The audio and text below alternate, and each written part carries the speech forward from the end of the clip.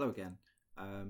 In relation to Andrew's latest move, whether he was by his own volition or coercion was applied from within the famous ancient firm to relinquish a number of titles, I've pasted in a couple of links to historic events concerning Andrew and Sarah Ferguson. And I think they're quite interesting, given what's happened and what we subsequently come to know about Andrew and his links with Epstein, which is ongoing. The first one relates to it's a historic BBC article, and it relates to Sarah Ferguson and her encounter with the infamous fake sheikh. And he was one of her higher profile, can we say, victims or contacts, I don't know. But I'll quote from the BBC article. It said, "The Duchess of York, Sarah Ferguson, was forced to apologise in 2010 following a sting in which she appeared to offer access to her former husband, Prince Andrew, in exchange for £500,000. So £500,000, that's an enormous sum of money. Mahmoud, who posed as a businessman, recorded the Duchess saying, 'Look after me and he'll look after you. You'll get it back tenfold. I can open any door you want.'" The Duchess was, according to the article, was quoted as saying, the Duchess later said she was devastated and regretful. So that's quite a generous situation when you're caught seemingly soliciting access to a former husband for £500,000 just to be able to apologise. That's very, very generous, isn't it? And I'm sure that there's a moral tale in there for any aspiring children's author. The article also notes the Prince, a UK trade envoy, which was obviously heavily related to the alleged soliciting, knew nothing about the alleged deal. So something that we're led to believe that she did entirely off her own initiative, as it were, and then apologised for it. Prince Andrew at the time knew nothing about it whatsoever. So on to the next article, relates to Prince Andrew selling a housing property to an influential Kazakh businessman for what it was seen to be $3 million over the upper valuation band.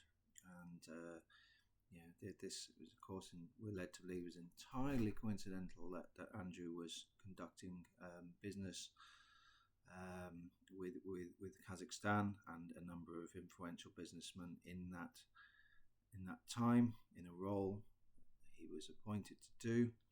Again, entirely coincidental, and the fact that somebody ignored any valuation advice and just paid $3 million over what something was expected to be worth at its upper band is entirely coincidental, nothing to do with Andrew work he was conducting in Kazakhstan at that time.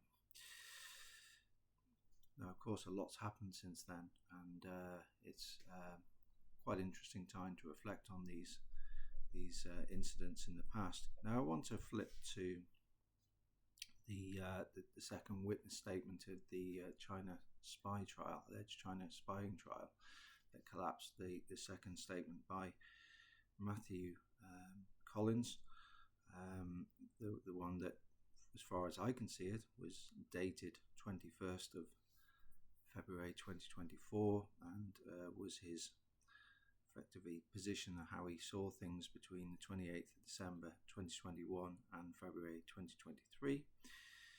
And in particular, this, because to me this is the witness statement, that undermines the whole case, because it's this, as I said, this absurd scenario that China is our biggest threat to our economic security, and yet we need to trade with them. Of course, too weak to confront them, too weak to do without them. And China is it's quote from the infamous paragraph 4 under the security of the UK. China is an authoritarian state with different values to the UK. So the authoritarian bit, I assume Collins has travelled to China and extensively canvassed the Chinese population in terms of the degree of consent to which the CCP governs, whether they view them as authoritarian or not. Quite a sweeping statement.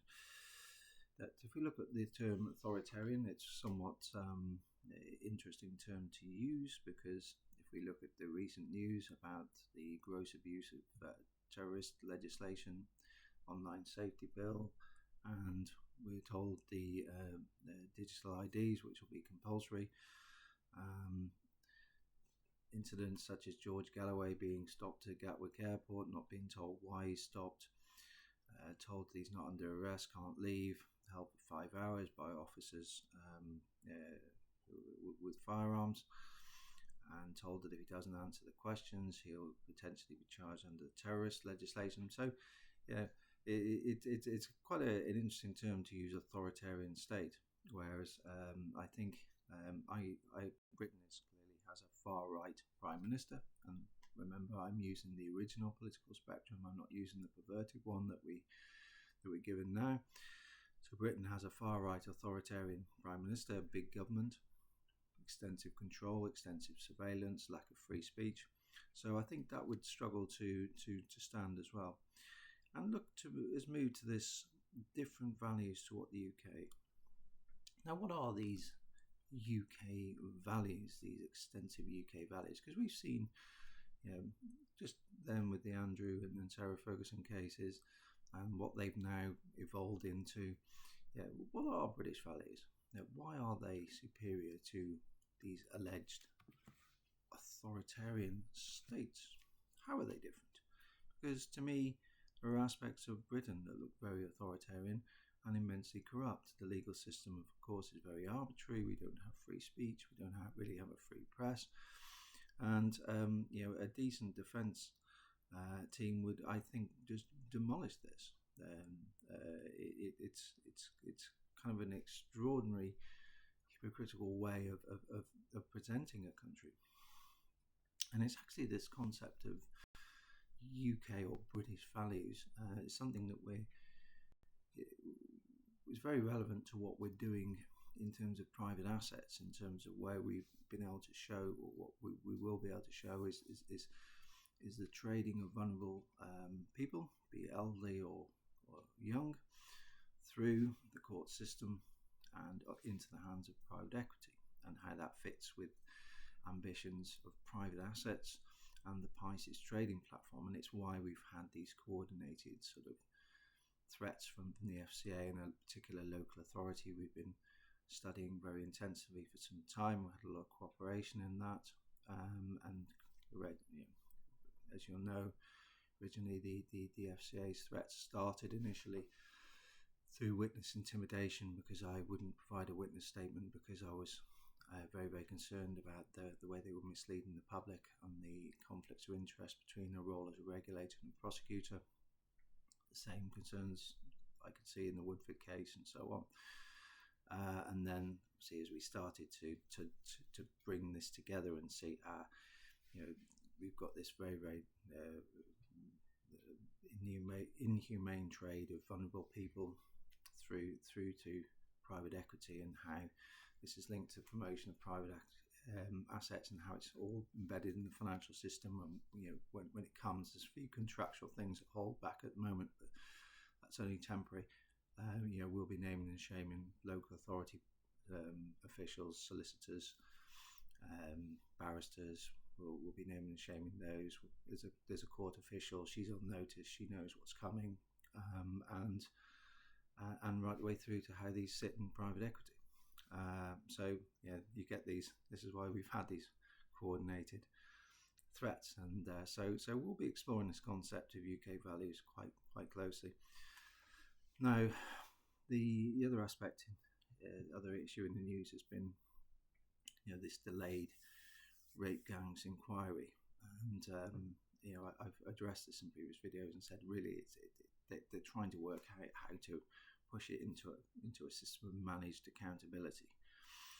So they need to find somebody who will do it in a way where they will cover the, because the legal profession, as I've just said, in terms of our work on private assets, the legal profession and the financial industry is complicit in it, and as are local authorities, and quite possibly in terms of the rate gangs, the police as well. So, and local politicians and so on.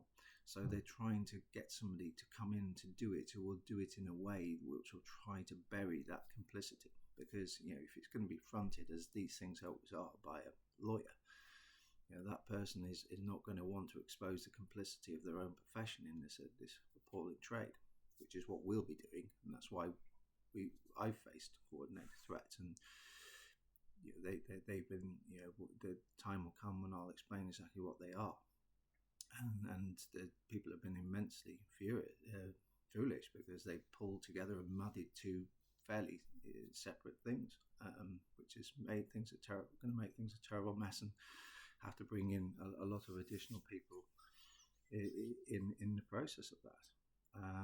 But if I look at somebody like George Galloway, as I say, I don't agree with him on everything, and neither do I have to. But we're in a similar position to him. He won't be bullied. He won't be threatened in terms of what happened to him at Gatwick, and we'll be the same. This is a fight against evil. We're going to see it through, and regardless of anything happens to me, which is a risk, and he's acknowledged that with him, it will never end until we shine a light on this appalling corruption and see what UK values are truly about. Take care. Bye.